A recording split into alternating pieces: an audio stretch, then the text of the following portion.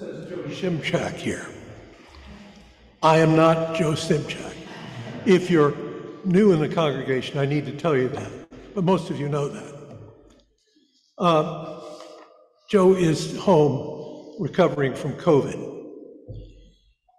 And Micheal Kloster, knowing this, prepared a temple talk. That's what this is called. But then Micheal discovered or realized that his son Parker was going to have a baseball playoff up in Gurnee today. If the weather was good, he wouldn't be here. If the weather was lousy, he would be here. It's a beautiful day. So I'm here in his place. Micheal did write this statement, which I will read, and I'm honored to read it. But remember, these are Michael's words. When I first started attending services at Emmanuel, I was immediately impressed by the sanctuary. It feels bigger on the inside. I honestly wondered how it could be maintained. Was there a wealthy benefactor? A long-time endowment? As I learned about how this church works and its history, I learned that it was started by immigrants and continued by generations of ordinary people. I was shocked. But the longer I have been here, the more it fits. This church is bigger on the inside.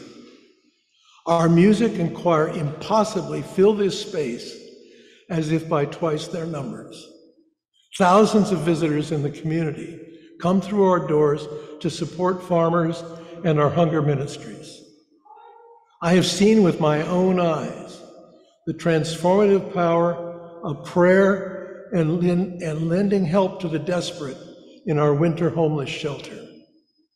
Musicians travel the country to participate in our organ scholar program. Back on those first days when I began attending, I was still on my parents' Netflix account.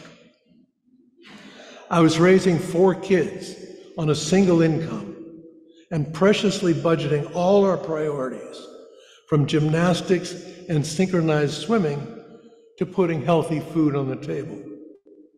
Yet surrounded by what I saw happening, I was inspired to make room for a new priority.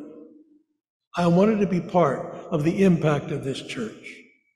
The generosity I saw was contagious. And now, Pastor, Micheal goes on, and now, Pastor, I have a confession to make.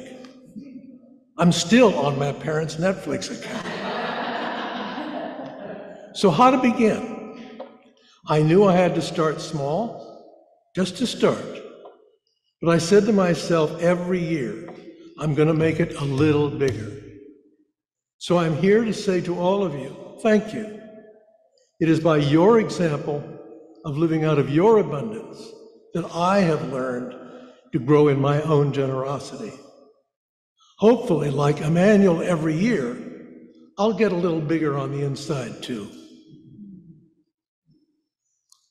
Now, speaking for myself as Steve Warner, I will say to Micheal, and I hope you will join me, next time I see him, I will express my appreciation for his thoughts.